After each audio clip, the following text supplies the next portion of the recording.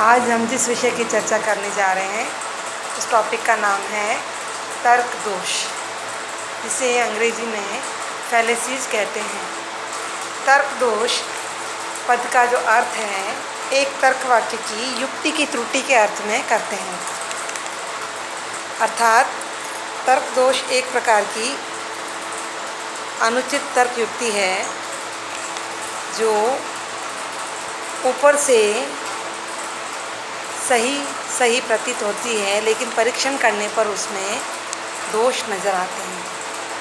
तर्क दोष के दो रूप हैं, एक तो है औपचारिक तर्क दोष और दूसरा है अनौपचारिक तर्क दोष। औपचारिक तर्क दोष किसे कहते हैं? जैसे जब निरपेक्ष न्याय वाक्य के किसी नियम का उल्लंघन होता है तो औपचारिक तर्क दोष हो जाता है। अर्थात निरपेक्ष न्याय वाक्य के किसी नियम का जब उल्लंघन होता है तो उसे हम औपचारिक तर्क दोष कहते हैं। दूसरा है अनौपचारिक तर्क दोष, जो न्याय की विषय वस्तु से संबंधित है। हम अपने दैनिक जीवन में प्राय ऐसे दोष अनजाने में ही करते हैं। अब सबसे पहले हम अनौपचारिक तर्क दोष के बारे में विस्तृत पढ़ेंगे। अनौपचारिक तर्क दोष के भी कई प्रकार हैं। पहला है प्रासंगिकत्व तर्क दोष, यानी यह तर्क दोष वह तर्क दोष है जिसमें आधार वाक्य और निष्कर्ष तार्किक रूप से अप्रासंगिक होते हैं और वे युक्ति की वैधता को प्रमाणित करने में असमर्थ होते हैं। यानी प्रासंगिकत्व में आधार वाक्य और निष्कर्ष जो है प्रसंग से हटकर बात करते हैं। इसके भी कई रूप हैं। हम सबसे पहले इसके मुष्टि युक्ति तर्क दोष पर बात करेंगे। मुष्टि युक्ति तर्क दोष वह तर्क दोष है जिसमें निष्कर्ष को स्वीकार करने के लिए दबाव का सहारा लिया जाता है। जैसे धमकी देना। जब कोई व्यक्ति अपनी बात को मनवाने के लिए बल का प्रयोग करता है तो वह मुष्टि युक्ति तर्क दोष कहलाता है। इसमें एक और कहावत है, जिसकी लाठी उसकी भैंस। यह कहावत भी इस युक्ति पर चरितार्थ होती है। अंतर्राष्ट्रीय स्तर पर तो मुष्टि युक्ति तर्क दोष का अर्थ युद्ध में धमकी देने के अर्थ में किया जाता है।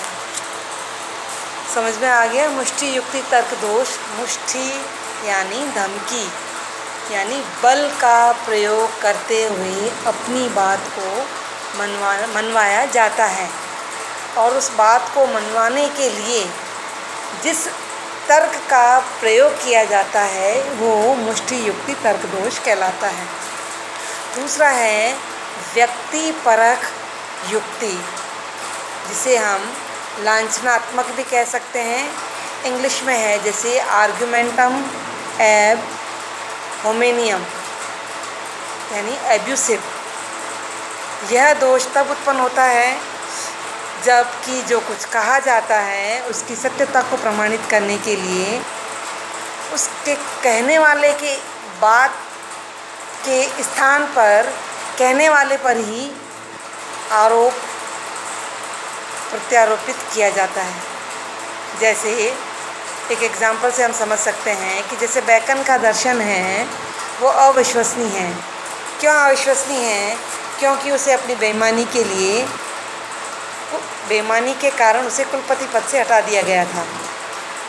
यह युक्ति दोषपूर्ण है क्योंकि किसी व्यक्ति का व्यक्तिगत आचरण वह जो कुछ कहता है उसके औचित्य और अनुचित्य पर निर्भर नहीं है। समझ में आया इसको? ये बात समझ में आई कि व्यक्तिपरक लांछनात्मक तर्क दोष क्या है। यानी ये तब उत्पन्न होता है जो कुछ कहा जा रहा है वो उसके कहने वाले की बात पर ध्यान न दे करके उसके व्यक्तिगत आचरण पर ही आरोप लगा दिया जाए तो ये व्यक्तिपरक लांछनात्मक तर्क दोष कहलाएगा। तीसरा तर्क दोष इसी से मिलता जुलता है, व्यक्तिपरक परिस्थित्यात्मक तर्क दोष यानी सर्कमस्टेंशियल फैलेसी। जब हम किसी व्यक्ति की विशेष परिस्थिति को आधार बनाकर किसी अप्रमाणित निर्णय पर पहुंचने का जब प्रयास करते हैं तो वह युक्ति व्यक्तिपरक परिस्थित्यात्मक तर्क दोष कहलाएगी। जैसे एक व्यक्ति है, एक शिकारी को मनमाने ढंग से शिकार करते हुए रोक रहा है। तब वह शिकारी उसे कहता है कि आप मुझे शिकार करने से नहीं रोक सकते हैं। क्यों? क्योंकि आप भी जानवर का मांस खाकर जिंदा रहते हैं। तो ये परिस्थिति को आधार बना करके किसी अप्रमाणित निर्णय पर पहुंचने का जब प्रयास किया जाता है, जैसा कि इस उदाहरण में है, तो यह व्यक्तिपरक परिस्थित्यात्मक तर्क दोष कहलाता है। प्रासंगिक तर्क दोष में चौथा रूप जो है वो है अज्ञान मूलक तर्क दोष यानी आर्गुमेंट फ्रॉम इग्नोरेंस या आर्गुमेंटम एड इग्नोरेंशियम। यह दोष तब उत्पन्न होता है जब किसी युक्ति में अज्ञानता प्रदर्शित की जाती है, अर्थात जब तर्क वाक्य इस आधार पर व्यक्त किया जाए कि वह सत्य है और इस आधार पर सत्य है कि उसे कोई असत्य प्रमाणित नहीं कर सकता है। जैसे कोई कहे कि भूत प्रेत अवश्य होते हैं, क्योंकि कोई भी इसे अप्रमाणित नहीं कर सकता कि भूत प्रेत नहीं होते हैं। ठीक है, तो इस तरह से अज्ञानता प्रदर्शित की जाती है जिस युक्ति में, वो अज्ञान मूलक तर्क दोष कहलाता है।